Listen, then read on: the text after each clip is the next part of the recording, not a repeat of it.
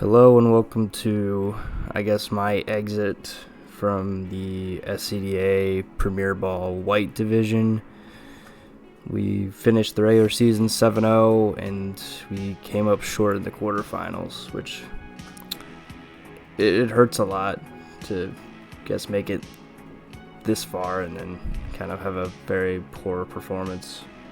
But I just kind of want to go over this format, what my thoughts of it were, my team that I drafted, how it worked out, and just overall thoughts.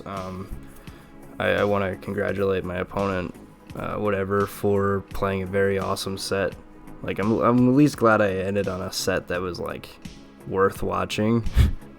So if you haven't seen the set, please go watch it. It was a lot of fun, but alas, I was defeated, and by my nemesis. I have to get back at him next season. We're 1-1 against each other, but he won where it mattered more. So, I guess I can talk about the format more. So this format was the Series 10 format, which arguably is one of the worst VGC formats of Generation 8, but we made it one of the best to draft because we took out the restricteds and we added mythicals, and I gotta say it was extremely fun to build around a mythical. You don't get to use them at all ever, and so just having that nice fresh shakeup was really cool and really interesting. There was a little bit of balance issues, which I think will be corrected, as Magirna and Volcanion both overperformed, and I think that those two are going to need some nerfs going forward if this format is going to continue, which I'll just say it, this format's going to continue. We're going to run this again, and I'm excited to play it again. It's one of my favorite draft formats, I think. Just no Dynamax, and the Pokemon available, it just made it a lot of fun. So super happy with the format. I think that splitting up into two separate pods for drafts and then crossing them to make one Premier Champion was a really good idea, and so that everybody can have an equal chance of using a mythical, because there's only 14. Although I would like to add, might talk about adding Zygarde 10% and just some of the worse restricteds. That could make this format interesting, I think. But regardless, super cool format. Highly recommend it. If you're tired of the Series 9 formats, which I know I am at this point, I think Series 9 is just kind of been stale to me for a while. But this is a really cool one to check out. I think Series 10 no restricted or Series 9 without Dynamax is the ideal format for draft, in my opinion. Also, tiers over points I felt was much more fun because you get to see lesser used Pokemon shine more, and you don't build as stacked teams. I feel like that's what happens every time you play points, because all that happens is you get you just get to craft your team how you want to with your budget, and I feel like it's not as restrictive and doesn't really show as much draft skill as tiers do. So I was excited to play tiers, and I think we're doing tiers again, so looking forward to it for sure. And there will be some balance changes as well to the tier list, but for the most part, I just want to say it. Highly recommend it again. Please check it out if you haven't. And yeah, so I'm going to kind of go over my team, what each mon has done for me, and I guess just overall thoughts. So I think we'll go ahead and start at the top of the list here. My MVP, Tapu Fini. I wonder if this is what this screen does. I'm curious. Okay. So Tapu Fini was definitely our MVP. Wait, what is this stat?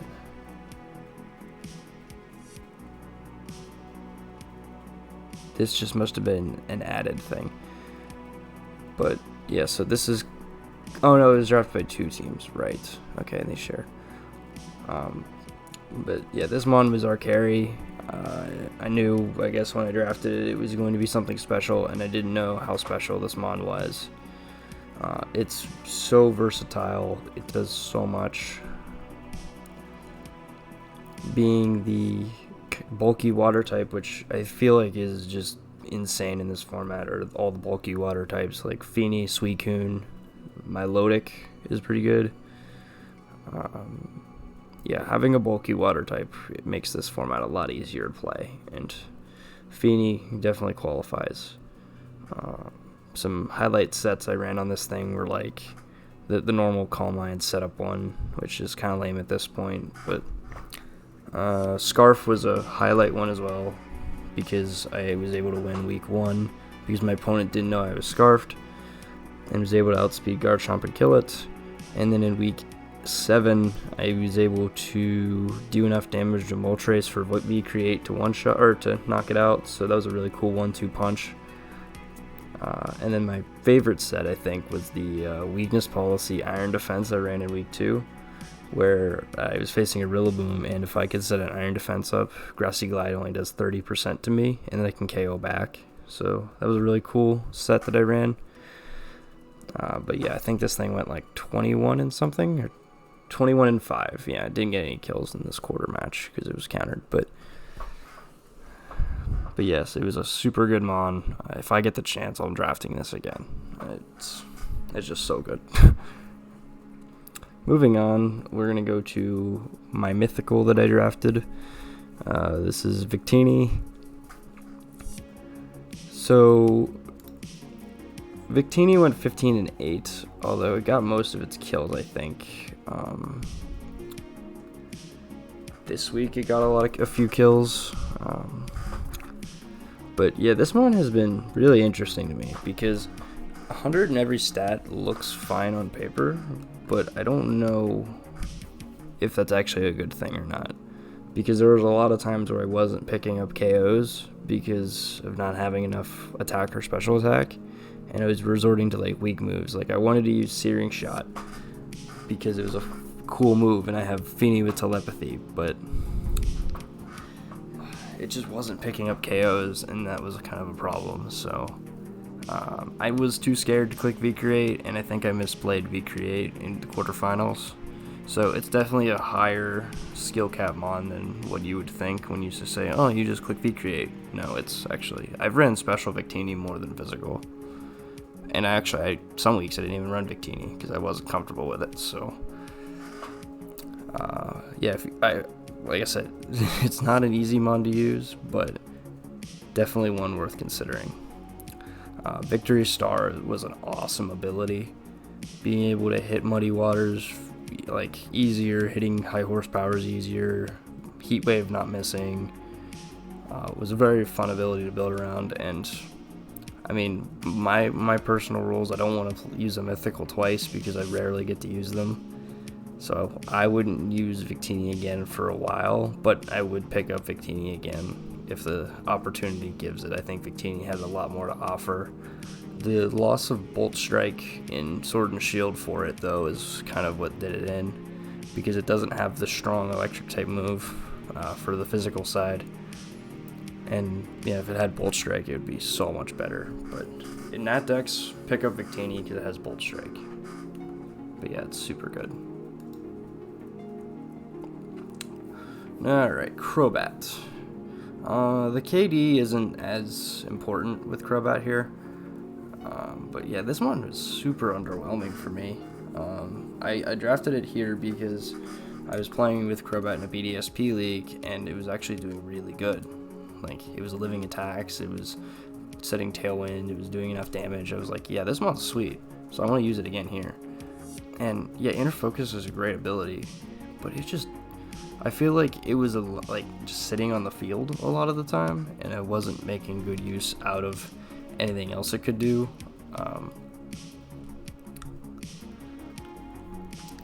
So my favorite set with this actually was the nasty plot one, where like I would nasty plot in front of my opponent whenever they think I'm gonna fake them out, and then can actually KO things with Crobat, but that never ended up happening.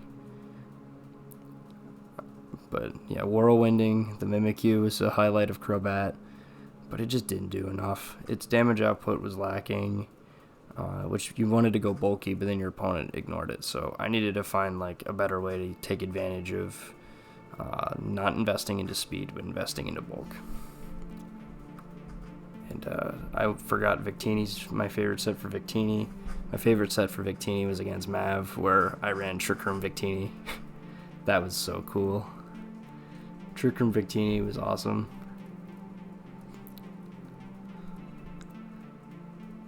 And then I swept everybody, or swept him, which was sweet. Alright, we're going to go to Red Bull, or Tapu Bulu. I didn't get to use this thing, really. The one matchup that I was considering bringing it to, my opponent didn't bring Seismitoad, and so I couldn't use it. But yeah, it's just so hard to make this thing usable. Like, I like this mon a lot, but Grass Fairy is not a good typing. I hate being weak to Steel or 4x weak to Poison. There's so many mons that get random poison moves, and so it just makes Bulu such a big liability, and Grass isn't a good defensive typing.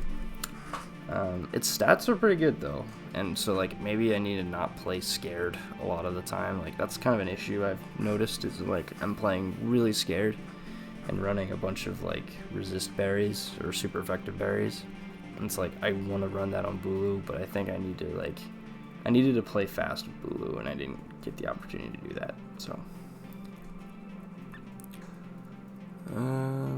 I guess my favorite set with Bulu was the one time I did bring it, but it just died, so I'm not going to talk about it. Guzzlord. So I used Guzzlord once, and then I started facing a bunch of Magearnas, and yes, that was not fun.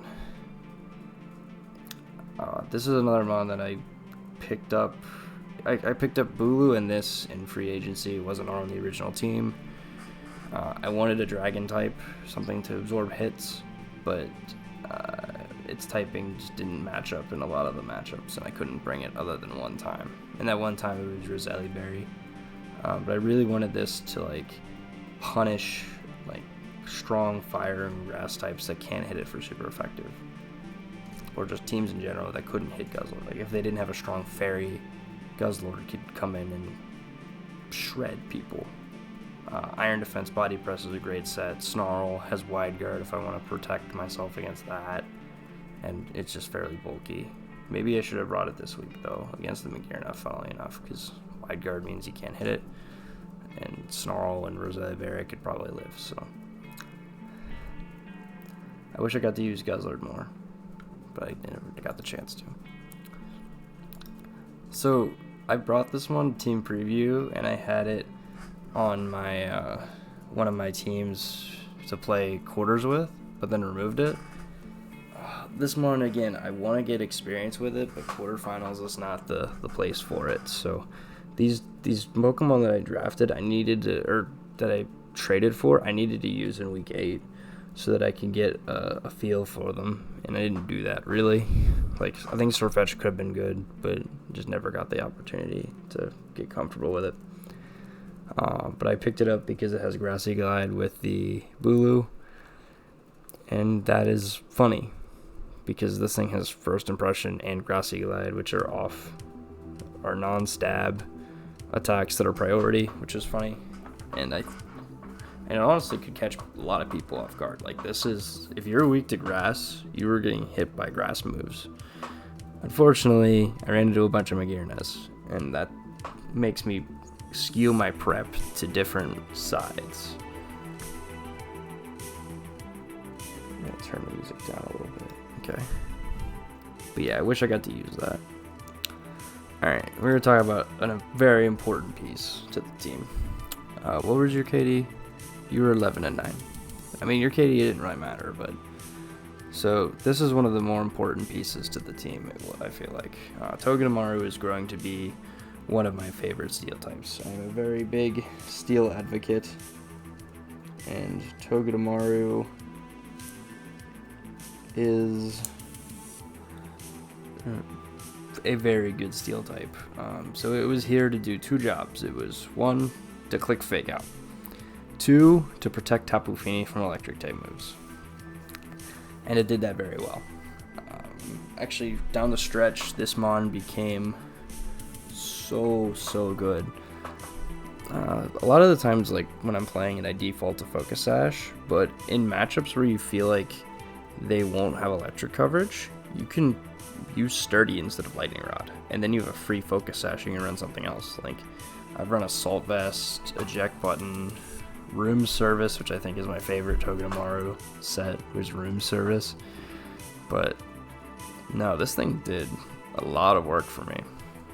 I highly recommend getting Togedemaru if you have a bulky water or something to protect, because Lightning Rod's a great ability, because it's going to pull away. It can't take advantage of the special attack boost, but what it can do is protect your Tapu Fini, and that's what this did.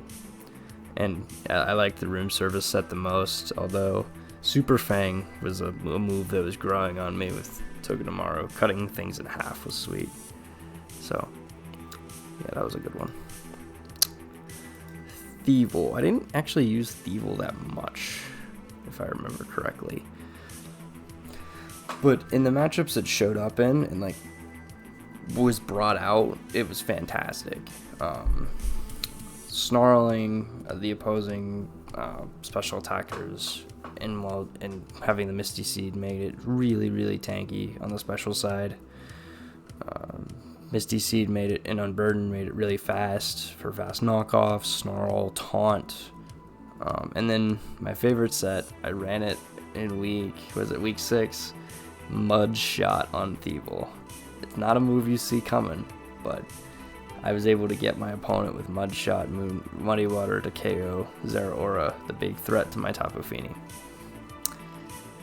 So yeah, that's my favorite Thievul moment on this team, and I had Thievul on my quarters team. I didn't bring it to any of the matches though. But if you have a terrain setter, you're losing value if you don't take a low tier Unburden. So like if you take like one of the A tier terrain setters, try to get Thievul or a Selgor, because they can do so much work for you. And like Thievul is my favorite out of the two, but pick one up. Like, you're wasting precious value. This Pokemon is so good when it's at double speed. Alright. Lycanroc Midnight. So I've used this in one of the matches, and it managed to ace, which is pretty cool. Another Mon that I wish I got to have for longer, but I only was able to use it for 1 week. And in that 1 week, I put it to work. Yeah, this thing got 5 KOs in the set. Just not missing Rock Slide is just so like nice. You get that sense of what's the word I'm looking for? You get the assurance that you're going to hit your Rock Slide. You don't have to worry about missing it. And it's pretty strong too. 115 attack with rock move, like some of the strongest rock moves that can't miss. Like, you can use Stone Edge and not miss. You can run a Scope Lens on this thing, and then you're critting that move. And when you're critting that move, that's one of the strongest moves in the game. So Lycanroc is a Mon like that is super slept on, and it was one of the top E tiers. And I would be very interested in picking it up again, because I think it's got a lot of potential.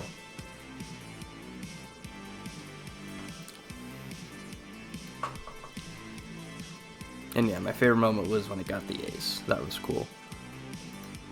And then finally, you see the stats right there.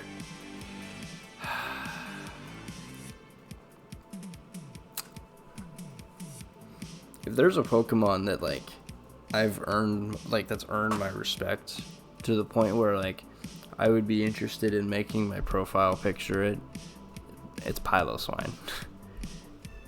Piloswine made its debut week 2. And then when I'm going to prep each week, I notice my team wants a ground or an ice type. Like a lot of the time. And Piloswine was just the perfect fit because with Eviolite it was bulky enough to live attacks. With 100 in attack and Oblivious, you can intimidate it, and then it's going to just chunk away and chunk away and chunk away. I ran the same 4 moves every time I ran it. Protect, Ice Shard, Icicle Crash, High Horsepower. That's all you need, and you have yourself a good Pokemon.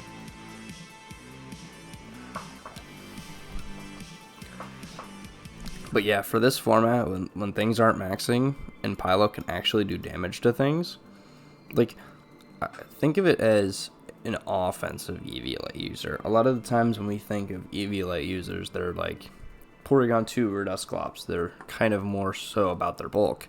Piloswine is more about its attack. The Eviolite just gives it the added bulk it needs to survive, like attacks, and was a very integral part of the team. How many kills did he pick up in the quarters match? He had 7 kills in the quarters match, or 6? 6. Yeah, Piloswine had 6 kills in that quarters match. Yeah, and I think it's earned the point where it's not an E tier mon. This is, in this format, is a very solid pick. For a budget mon, it did more than several C tiers. Yeah, I think it just did so much work.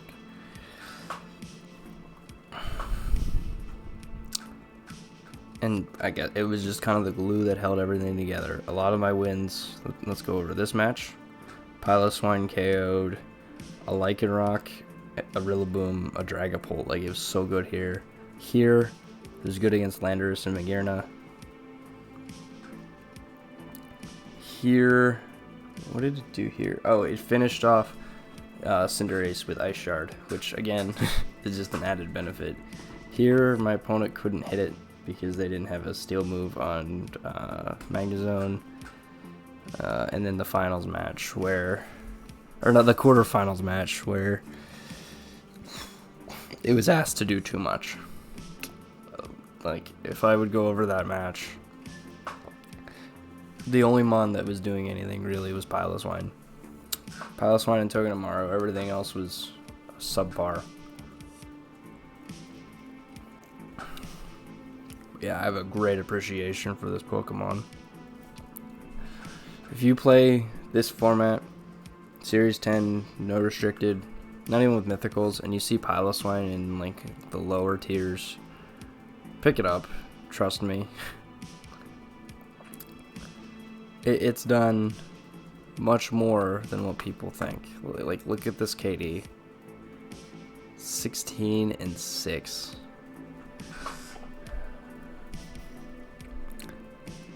That's a stat right there. It was 5 kills behind Tapu Fini. Think about that.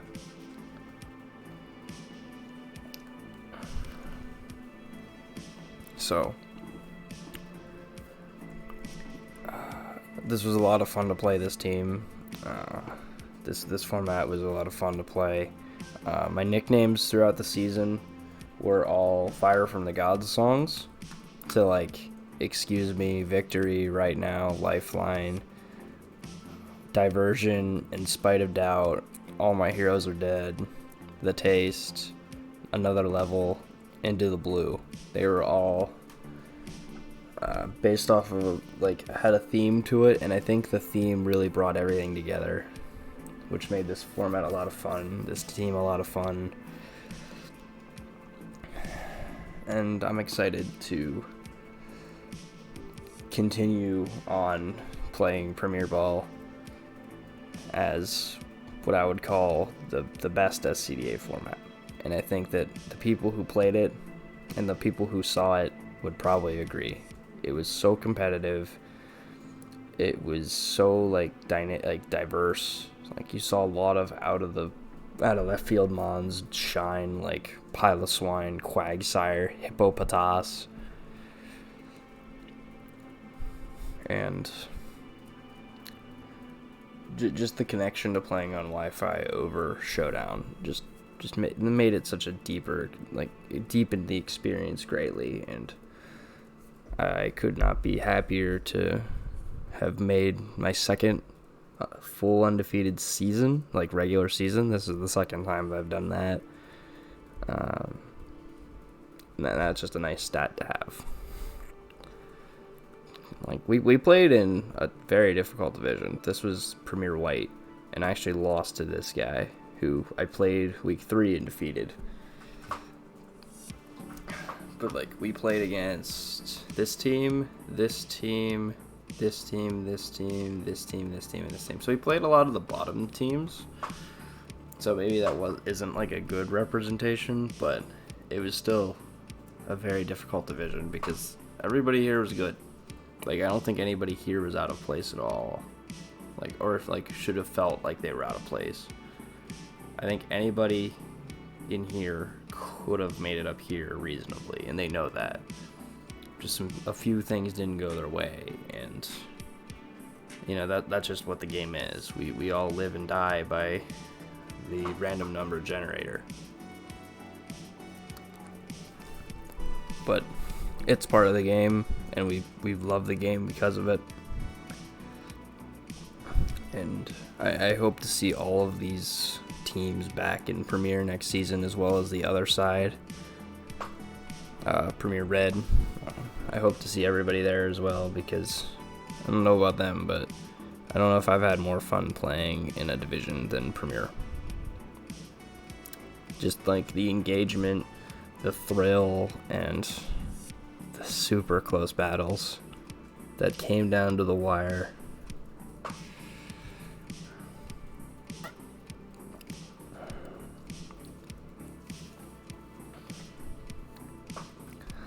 So that's gonna wrap up my team for Premier Ball. I said I exited earlier than I would have liked, but I'm super stoked to play the format again, because now that I have some experience under my belt, I can craft an even more threatening team than what I originally had. And yeah, this team finished 7-0. Imagine me making a team that's even better. Like, that's what's going to happen. I'm going to make a better team than this.